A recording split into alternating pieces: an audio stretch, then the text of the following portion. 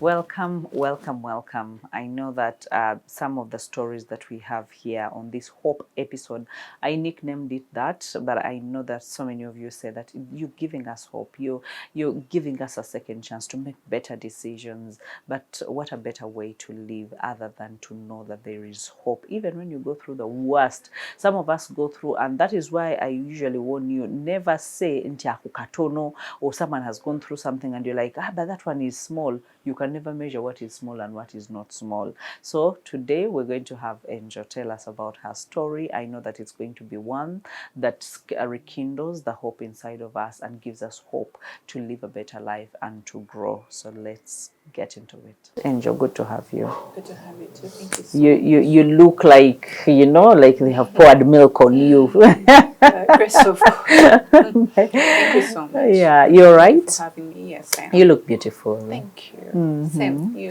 look beautiful as well. Thank you. Now, I know people usually want to listen to someone that they know a bit about. Where do you come from? And like which order of birth, where do you belong? Are you a middle child? Are you a first child? Are you a last born? Things like that. Okay, my name is Angel Nalwama Mutiwa. I come from outer Central. My dad was a Muganda and my mom is Rwandese. So I would say I should be the firstborn because I was born a lonely child. But then my dad stepped out and gave birth to other children. But if it's in that order, then I'm the first. Okay. But I grew up basically alone with my mom. Okay. So that is just a small history of where I come from. Okay. And your village is in Central? No. Luero. Luero. Yes, Luero. Okay. Yes. That is where your roots are. Yes. Okay. Luero. But for as long as you understood life, you've been in Central. Yes. Okay. Yes. And when it comes to school, Well, I went to Nakasero for my primary. I went to Seroma for my secondary, and then I went to Makerere for my degree. Yeah. Okay. Okay. So you go through that. I want us has life always been like good? You grew up in a good home, in a posh home, stuff like that? No, not at all. I grew up from a very humble background. I keep saying I grew up with my mom because we grew up. She literally raised me alone. I would say, but it was just me and her. Very humble, very humble background. I should say. Yes, it wasn't always easy. Straight from the school fees and although my dad chipped in, but I would say it was by the grace of God that I'm here right now. Yeah. Okay. So you go through school, you come to campus, adult life has started. Yes. You know, people usually say that adulting is hard. Yes. When you are young, things are just passing by. You don't know how, serious things are. But when you become an adult, that is how you start life. When you finish campus and now you're getting into the real world, or did you get into the real world before campus? Because some people, they get into the real world before campus. Did you get into the real world after the whole education era? And I would say during campus. During campus. Yes. That's when you get into the hustle of life. Yes. I would say during my campus life, well, I went through it with help from a friend. This friend of mine is called Ivan Mutiwa. So we got to know each other. He's currently my husband now. He helped me a lot during campus. And that's how immediately I finished campus, I got married. Okay. Immediately. So you're one of those girls. Graduated, yes. Immediately after I graduated, I got married and started life. Started my family. Okay. Till death. So where does the roughest part of your life come in? How does that even happen? How does it even start? I met him way back in, I think, second year. That is when we really started dating. But I had known him as a friend before from one of my cousins, straight from secondary, I would say senior 5. That's how we got to know each other. But then things became serious in my second year.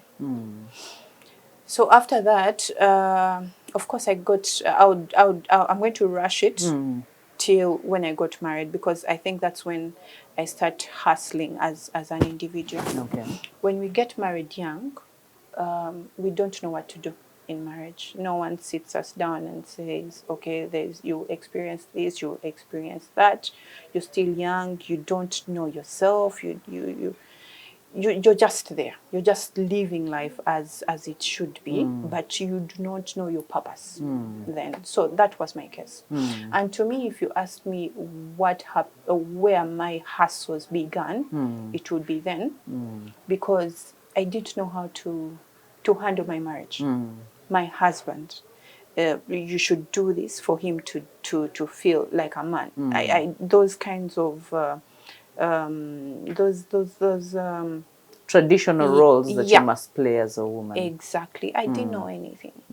And then to add to that, I also began to give birth. That's a whole different story. You need your emotions are all over the place. So my marriage at the beginning was a hustle. And to date, there are so many girls that want to get married young.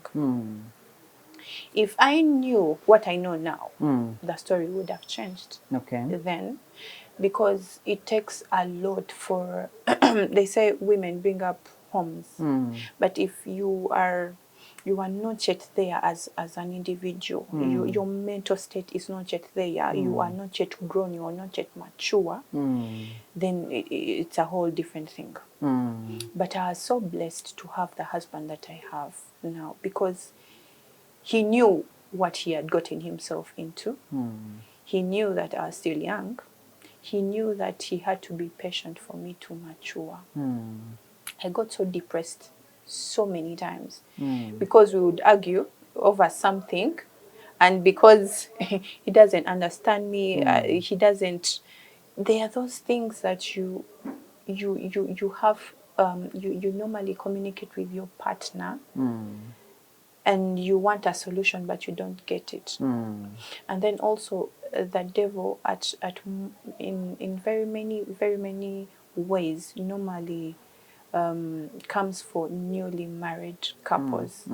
Now in that era, if you do not have God, if you do not have probably parents, or because I am a father's girl, like my father had already he's diseased. He had died, so I didn't have anyone to go to. Yes. So basically, I would say my marriage, that time in my marriage, what was hustle. Supposed to be good, what was supposed to be nice, because you got into it willingly and wanting. Because I want us to cite just a few things, just like you said, that you got so depressed. Like, what exactly was depressing? Because when someone is outside of marriage, all they are looking in is it is rosy. Oh, it's nice. It's holding hands. It's, someone having someone to depend on. Especially if you're at campus, if you're a young girl, you realize that whoever, by the way, even if you're 40 years and you're not yet married, all that you're thinking is it's rosy in there, so I really want to get in. And we don't want to say, guys, it's bad, stay away. But again, we would want to get the reality of what, for example, what depressed you as a person. What expectations did you have that you thought or that were unrealistic, that you didn't know were unreal? Like, what exactly transpired? Okay. Now, my husband is like 11 years. We have an 11-year difference with me and him. So for him, he already had his own life going on, you get. But I was so attached to this man that I didn't have a life of my own. So I expected him to do things differently as a married man now. But I found him going out. He's young. Okay, I would say he's youth. You know what He's makes them, energetic, yes, yes. you know what makes us happy, going out with friends, doing this and that. And so there are times he would go out and come back in the morning. There, I didn't have confidence then, but he had a lot of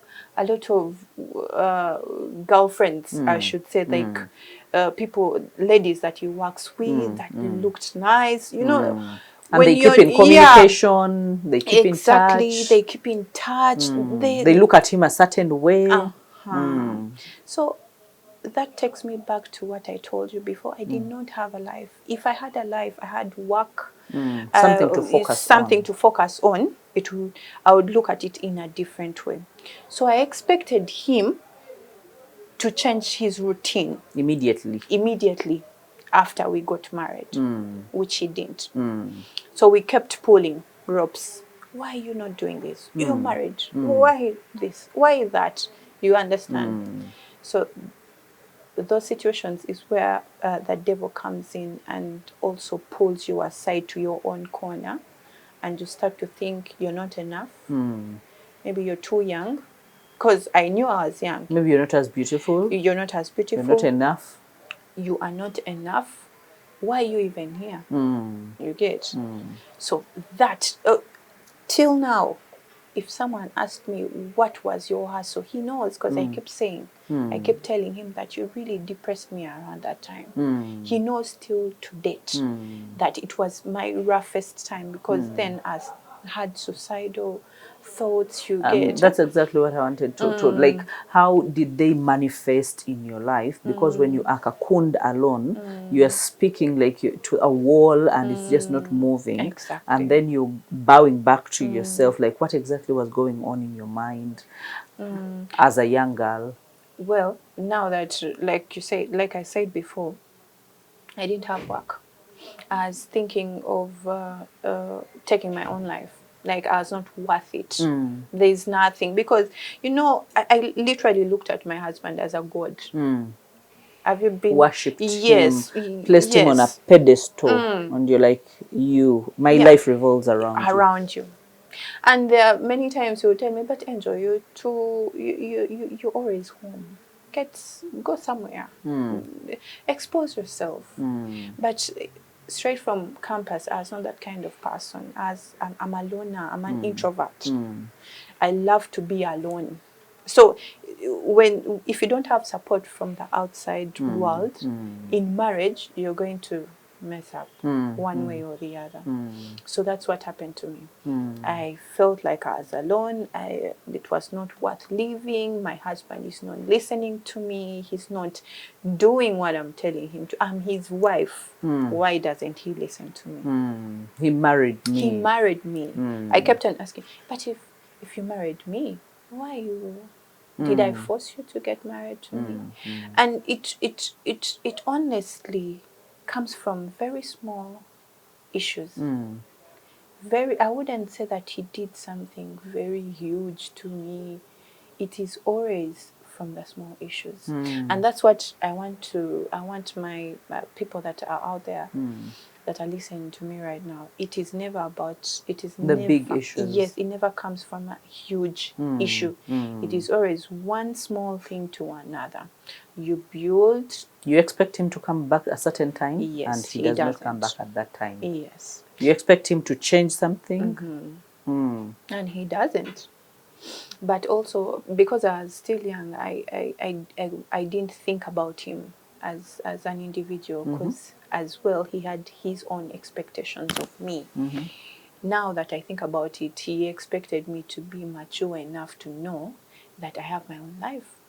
I have to run my own life. You found me going out. Why is it that now that I'm married, you want to put a stop to that? You get. So I want to tell the audience out there that when you get married, please have a life of your own. Do not put so much weight on your partner. Too many expectations. To be your best friend, yeah, to be your family, to be your mother, to be your father, your everything. Yeah, like you everything need to get a is in life. one spot. Yeah. And I just want to know, because there are certain words that are spoken. Do you know that amongst even the small things that you're talking about are some words that we misread?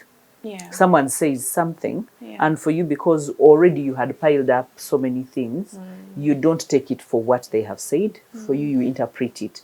Just imagine you're already thinking you're less than, you're not enough. So when someone says something like "get a life," then you're like, where am I going to find? Where am I going to find? When does it dawn on you that this is a problem now? It took me some time. It really took me a lot of time. It is just recently, I would say like 2 years from now, is when I realized that, okay, and that is after I've gotten what to do. After I am doing this and that. I am busy on Just my 2 own. years ago. Yes, 2 years ago. That's when I realized that, okay, there was a problem. And I So need to... you're looking back now. Yes. But in that moment, like, you didn't think it was a problem. No, it wasn't. You thought you were It right. was, yeah, I was right, and it had to be done You were my way. fighting for your freedom. Yes, it had to be done my way. So how were you fighting exactly? Of course, you quarrel. You make, you do silent treatments, but you're bothering yourself with the partner. Your partner does not even realize why you're fighting. Do you know that most, I wouldn't say most of them, but my man, you will quarrel, or okay, you will maybe do a silent treatment, and he has no idea That you're silent. that there is something that you're angry at, until you go to him and you say, wait, you did this to me last Friday, and I was not happy about it. But it is then that I realized that, okay, this is how I'm supposed to be doing it. But I would think that, okay, he's going to see me. That I'm annoyed, and then he will and come. then he will come, and no, he would not come. And then you'll start feeling like... That's a huge lesson. That's a huge lesson. And then you'll start feeling like, this man doesn't know me really. Doesn't care. He doesn't care. So for me, it is just recently that I started to really understand, take that time to understand my husband and myself, and try to merge and see what works for the both of us in our marriage. Did you ever go to your mother and to tell her that, you know what, this is what I'm going through? I used to, but I stopped for a reason. Normally when I go to, I don't know if it's the same case with the rest, but for me, when I go to my mom is a marriage kind of person. Okay. You will tell like her... she supports marriage with all her heart. Regardless. Stay in there. Yes. So if you tell her something that really hurts you, she'll say, okay, I understand you. But at the end of the day, he's your husband. What do you want to do with this information? Do you want to quit? No.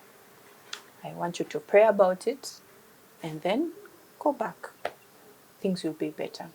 So for a child or a daughter, I would feel like it is very important for parents out there to put themselves in their daughters' or sons' shoes. If they come and they want to communicate something, give them the audience, listen to them, understand them, without necessarily saying, at the end of the day, it's marriage. Go back. Yeah, you need to go back. Listen to them without judging. Yeah, don't judge them, regardless. Because for me, what it did to me, I stopped. I was like, you felt even like, if, okay, now if I go, it's a dead end. Yeah, she will still tell me to go back and get married. I mean, and do marriage. Yes.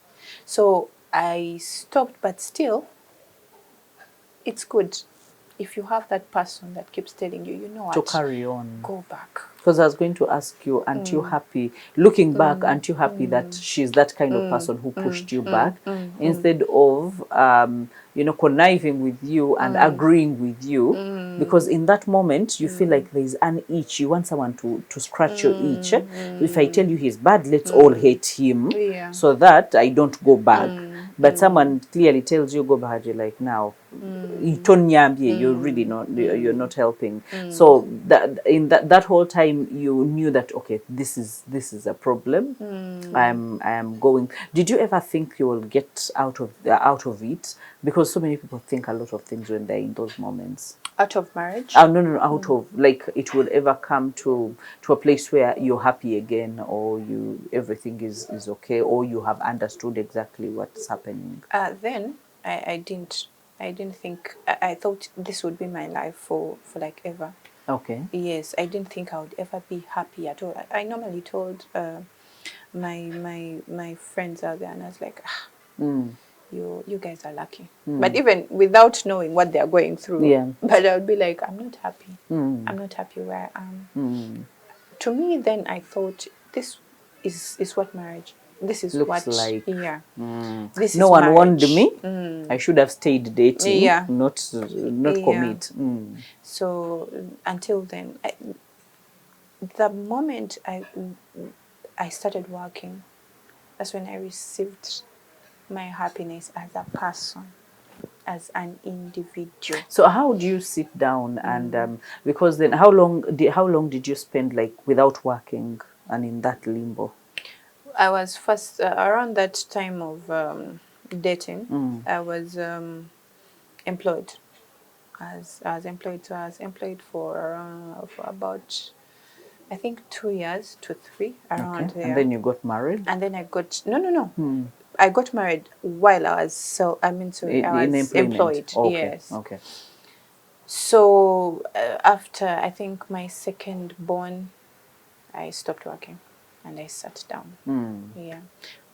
That's when, you've just given birth, you don't have work, you're just there. Depression. I just started being depressed, suicidal thoughts, feeling like I'm useless. And yet you would wake up every day and eat? Yeah. Wake up every day, and because sometimes people think when someone talks about a depression in such moments, like your life becomes disrupted, and you live a normal life. Like you wake up every morning and do routine, and sometimes feel like you're not even yourself. Like for you, what did that, like, how did you navigate that? First of all, to me it wasn't a routine. When you're depressed, it interrupts everything that you do within that day. If you're used to waking up at 7, you might wake up at midday. That's depression for you. You're crying. You're just there. You don't do anything within the routine. Today you wake up at midday, tomorrow you wake up at 2. It's just, you don't have purpose. But you have a child to take care Yes. of. Now for me, my mom came in the moment I gave birth. She was there. So for all the time that she was there, she would literally take care of that child. I would come in to breastfeed, carry a bit, and then go back to your darkness. Yes, and just stay there. So that was thinking about what? About my man. Now, what is he doing? But I told him to do this. He didn't do it. What is he doing there? But he's working. But probably because he didn't respond to what you said, he didn't act as fast as you wanted him to act. You would just think about that. But then also, like I said, you keep carrying certain burdens. It is not that again. situation then, but you keep carrying things from the past. So those are the triggers. Yes. The trigger is not the current one. No. The current one is just something that reminds you of everything else that is behind. Exactly.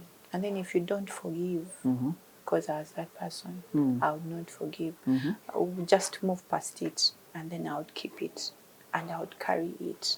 So I would carry everything. Mm. So within that time of depression, those are the things that I would think about, and then I would just switch, and I would cry, and basically those are the things. You keep carrying things from the past to the present.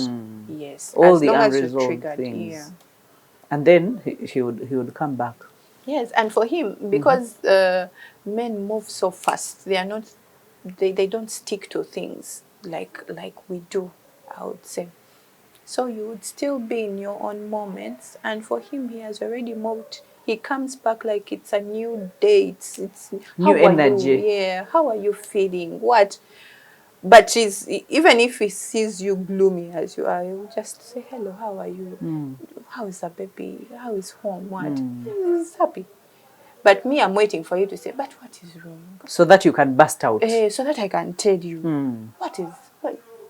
So if he doesn't ask, you don't say. You If still bottle it yes, in. I bottle it in. But there are also days I would say I would Burst out. yes, burst out. But the problem was, if I burst out, you need to say it's about me. If I burst out and say everything, like I am not wrong. You understand? I'm not wrong. I will tell you did this and this to me, and I would not want to hear your own story. You understand? Because I'm the one who's hurt. Even if it was not as I perceived it, maybe I perceived it in the wrong way, I would not want to listen. listen to that. You just want to speak at. Yes, Let me tell because you. I'm hurt. I am hurt. And yet the other person is not seeing it. He's not seeing it. And then he would also want to defend himself. That no, I didn't do it like that. You took it the wrong way.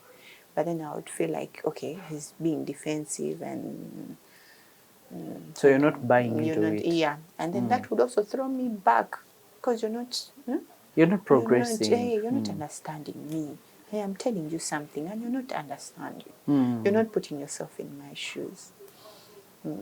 But later, I also realized that he wanted me to grow up and leave that. That he tried to pull me. But that is a small issue.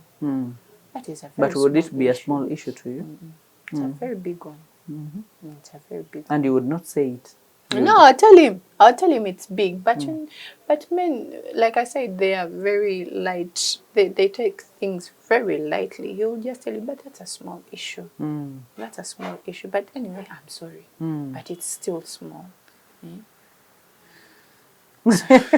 Are there days where you felt, okay, there is a glimpse of hope? Yes, definitely. My husband is a Christian. And I believe the fact that because he was so deep into Christianity more than I was. So it also, my mom used to tell me, but you're very lucky that you got married to a Christian, a born-again Christian. That alone will save your marriage. And it did save my marriage, because he would encourage me to pray. He would encourage me to forgive. He would literally, because he was a bit older than me, I think he understood what I was going through somewhere. So he would encourage me to pray. Let's pray about it. And would you pray? Yes, I would. I would. But there's something called growth. There's certain things that you have to outgrow. It is a process. And I thank God that I went through it, because I wouldn't appreciate where I am now if I hadn't gone through certain things like that. It is the mental state. Like you really have to grow, whether you're a Christian or not. If you're not matured enough in certain situations, it's not even about Christianity, it's about an individual. Yes. So up until that time, because you said that after you started working, so I want to know, at what point do you start working? Do you start, do you employ yourself? Do you go look for a job? As in, what exactly happened? After some time, I have an auntie of mine. She's into events. She's called Gloria. I think she saw the potential I had in events, because we used to work together on different events, her events. So we were talking with her sometime, and I told her, oh, I think I need to go into the deco industry. I need to start something in deco. And she told me, Angel, I don't think you can manage deco, but I think you can be a very good event planner. You have the potential to be an event planner. So because I trusted her so much, so very much, we sat down. I think we talked about it like yesterday, and we sat down today. She came up with a name, colors, branding. She literally did everything. And then she said, now start. She got me most of the clients. I got them. And as we proceeded, she saw how good I was doing. Because most of the brides or the clients that I had became my friends. We were friends, and she was very impressed. So that's how I started working. So as I got into that industry, I started to also see my own potential. I started to see that I can make people, happy during events, during their weddings, because most of the brides and grooms out there are always depressed, always stressed, very always gloomy. Yeah, so I carried their stress. And the outcome was a beautiful wedding, or a beautiful kwanjula. So that's how I got to see my potential. It was through my auntie that I also realized that, oh, I'm a good events planner. Okay. Yeah. So now you're getting into events planning. Yes. And where do you feel like this cloud that was hovering around you now had disappeared into the past? I think I think I didn't even realize it just happened. Okay. It just happened. You have a lot of things happening for you. So things just got into place. And also I would say it was God. It was God. Because then I became so intentional about my marriage. Okay. So intentional about God. So I think once you have God, things just They work fall on in their place. own. Yes. So that's how I got into the work, and that's how I placed work, and I also placed my marriage, and they worked hand in hand. Okay. So when do you get to a place and say, but I think I'm stronger than I was? You know that moment where you wake up and you're like, certain things that used to annoy you or no longer annoy you, or you no longer see them or attach more meaning to them. Like for you, what did that phase look like for you? I would still say work, because when you're working, there are things that don't get to you. You understand? If you communicate something and say, oh well, this and this needs your attention, we need this and this and this, or you leave it there. It's not like you come back and say, did he reply? You understand? Has he done something? You understand? Because that's attention I had then. Because there was nothing to think about apart from him, apart from what he was doing. You understand? But here, you're occupied. You understand? And whether you have left home angry or you're not in good terms, you will come back home too exhausted to even start from where Do you left. anything. You understand? So you just move on.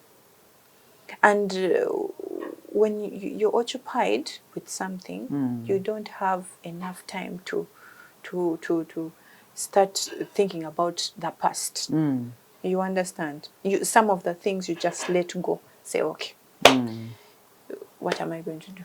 You understand? You just let go and leave it to God, and you retain your happiness. Yeah, and you're happy. Yeah, and you become happy. So a time came and you felt like, okay, was there a shift? Because sometimes that change happens differently. There are people who say, oh, he changed. And there are people who change themselves.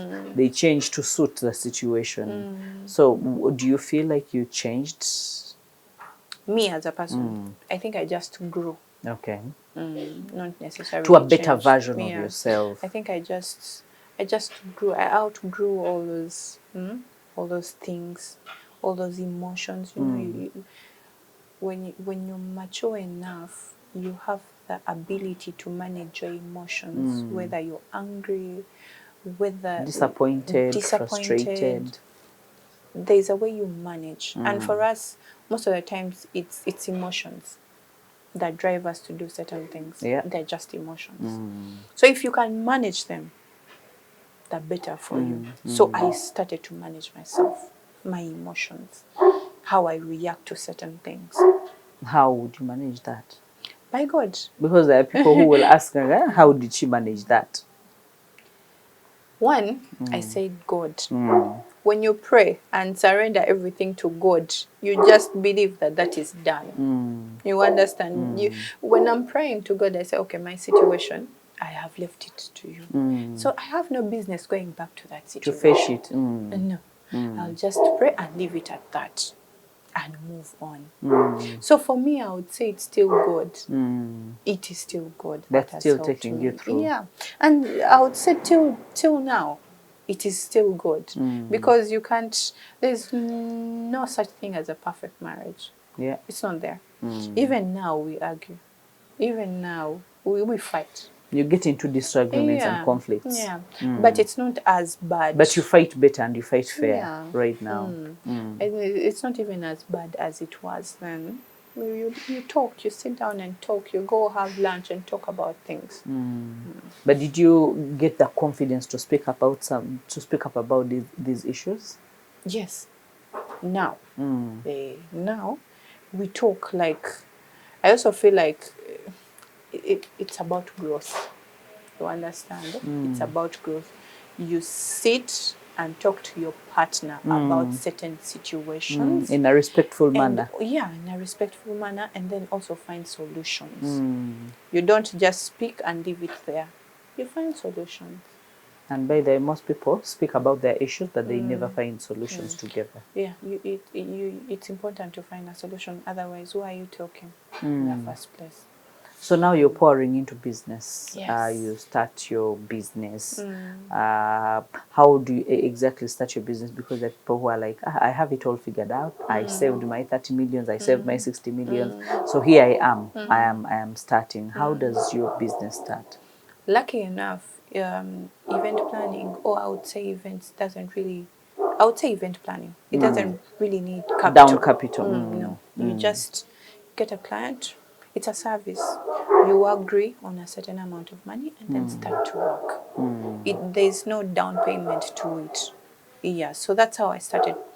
My auntie gave me a client then, and then that's how we started. We agreed, and then I started planning their event. From church, from a gown, from food, from venue, everything. Even post activities like taking back commerces, taking back, collecting crates of sodas, all those things. Yes, that's what I did, and that's what I still do now. Okay. And did it like strike a passion? Is it something that you're passionate about, that you loved so much that you felt, I can't do without it? Extremely. Let me go and give it my push. Extremely. I am extremely passionate about it. One, I would say it's a service to me. As a Christian. You're extending service to someone else. Yes, it's my way of serving God. Because like I said before, it is stressing to organize your function. It is very stressing, starting from your family members. Your family members will stress you. Your chairman or whatever person who's trying to organize it will also stress you. But if you have an individual out there that you're not totally attached to, that if you know if that person messes anything up, I can just take them to jail or something without feeling, without emotions involved, you get, then that person is entirely accountable to your own function. So when someone has such a person like me, an event planner, they ease their whole process of planning and managing their And service function. providers. Yes, and the service providers. But do you find that in our market there is enough awareness for it? No. Because I feel like people still feel we can juggle our events. We can do a wedding, we can do a party, we can do. They feel like, why should I give money to someone else to handle my business? Do you think enough awareness has been made, or this is a young industry that is still growing? It's still growing, definitely, it's still growing. But also, there isn't enough awareness as it is now. People don't know about event planning. I would say to a Ugandan out there, people mess up. And people mess up with sourcing service providers. Some of them get service providers that have a very bad reputation out there. Yeah. There are decorators that don't deliver what has been paid for. There are so many service providers that do not act by the book. You understand? They do their own thing. Yeah, as long as you sit with them and agree on this and this and that, they deliver something else. And it is out there. It is out there. So when you get an event planner, this is what we do. We manage the service providers, of course, according to what has been agreed upon. Okay. Secondly, we manage and coordinate everything. The roundabouts, going to probably the bridal shop to get a gown, going to pay somebody, going to the venue to check out what, like everything. Basically, we draft your budgets, even your honeymoons. Okay. We plan them as well. Okay. Depending on your What liking. you want. Yeah. So we just plan and manage the function. Of course, so that you're relaxed. You're out there looking for money for your event. Yeah. It is better for you to look for the money without the stress of organizing it. People don't have time. Yeah. People have responsibilities. People are like their mothers, their fathers. They have other things going on in life other than their event. So for us, we come in to give you that service of at least managing your wedding as you juggle around with other things in your life. So you take the weight off. Yes. And some of the people that you have done these things, these services, or you have extended these services, do you think they take a back seat and relax while you do that, or they also come and fix? Because I've seen some people, they give you something to do and they still want to micromanage. Yeah, they're definitely there. I've had clients that sit and relax and leave you to manage. But I've also had clients that come in and want to be everywhere. Who are the easiest to manage? The ones that are relaxed. Okay. Because you're giving me enough time to be creative. You understand? And I'm on pressure.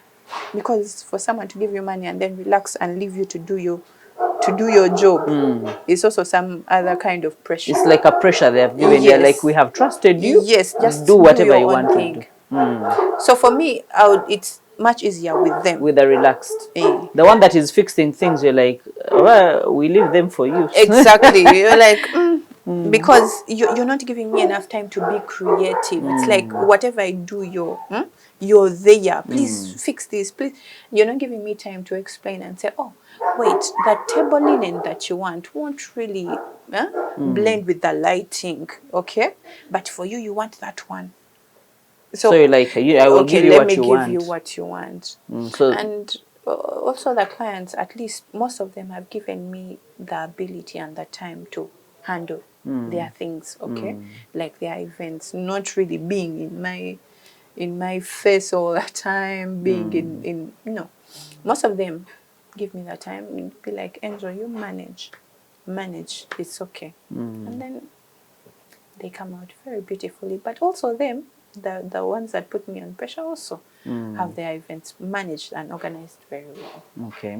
So your work became your escape of finding yourself, finding your Yeah. happiness. Yeah. And now you are giving that happiness to your clients, Yeah. helping them out. But how is that going for you? Because I mean, to every business there are always either downtowns or things are just not moving the way you envisioned to move. Are there any challenges that event managers actually face and go through? Because it's a huge business. It can mean to be small when you're handling small things, but again, it can seem to be bulky when you're handling bulky things. It's very challenging because one, to manage someone's event from the start to the end, it's too much work. You need a team of people to help you manage it. There's too much. You're responsible for everyone, including the guests that will come on that day. It's a huge responsibility, I would say. Secondly, we have people that try to come into our work, like for example, the chairpersons, like they'll be like, what event planner? What is she coming to plan? We You're can going to manage. waste your money. Yeah, but Let's book the cake. Let's hey, book the what flowers. do you need? What do you need? And then those same people will. There's something called kukubenjao on something, and then they'll bring something that is of low quality. Yes. You get it? Like maybe cake, it's not tasty, as it, and then the bride or the groom will come back to you and say, but those people, they really spoiled my things. You get, but in the first place, You made your decision. You yes. made your bed, so you lie Yes. on the And they bed. tend to think that they know so much, probably because they have been to this one, they have been to the other one, they have cheered Like the me, other. I have their contacts. It's okay. Don't worry.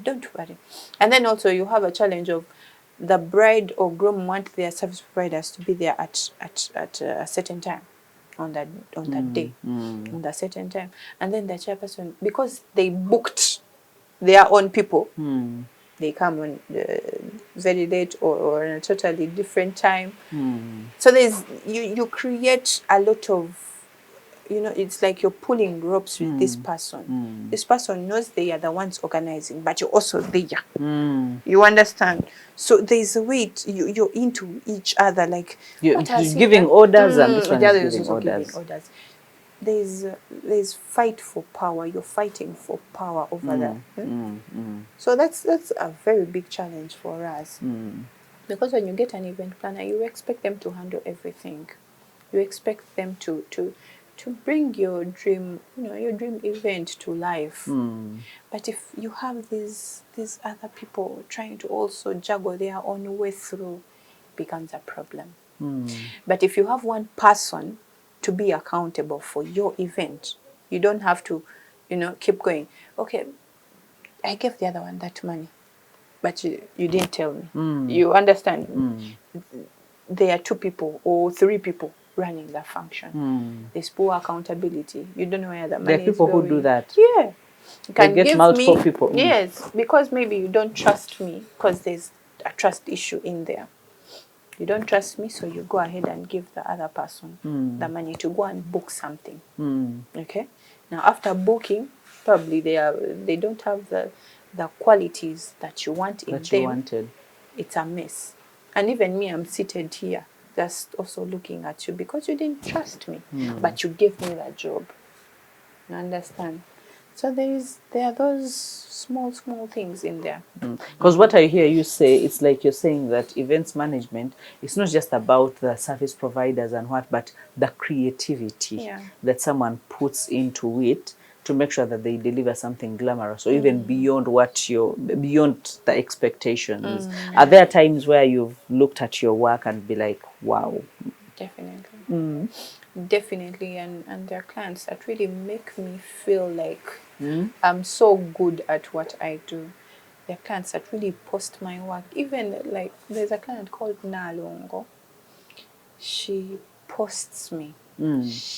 She posted me then, but she still posts me. Jennifer, they post me.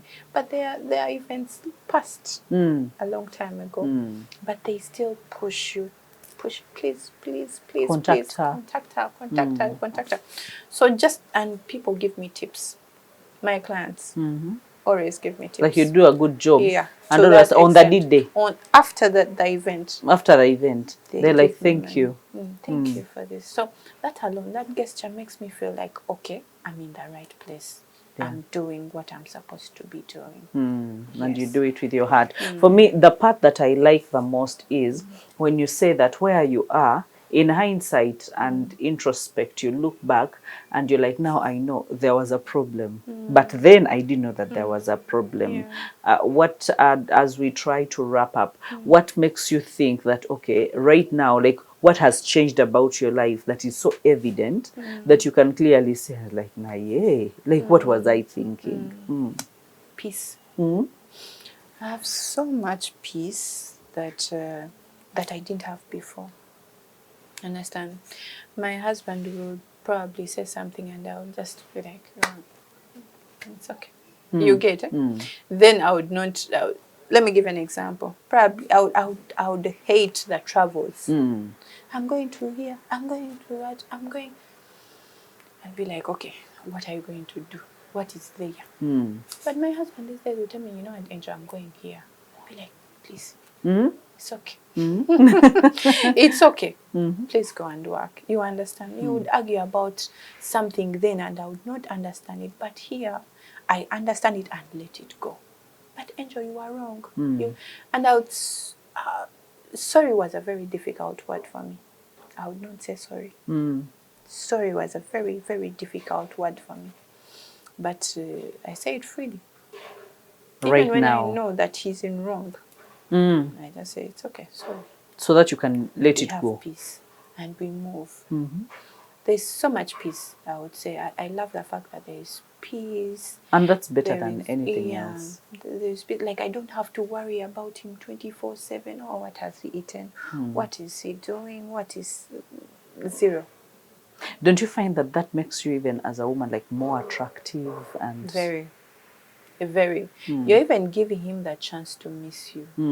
You stay with this person. Okay? But you're all in his business the whole day. Poking Yes, around. you are there. You're choking him. But while you're choking yourself as well. while you're choking yourself. Instead of thinking about other productive things that you would be doing for yourself, you're thinking about someone's son. You understand? But I love that. Yes, I would.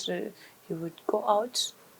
He can go and work, and I stay mute until he comes back, and he's very okay. And you have other things to occupy you, to and think he calls about. you. He definitely will call you during the day. He calls me, and that alone makes me feel like, okay, he has thought about He has me. thought about me. He has thought about me, at least. But those days, it would be me every time. Have you eaten? No, I'm in a meeting.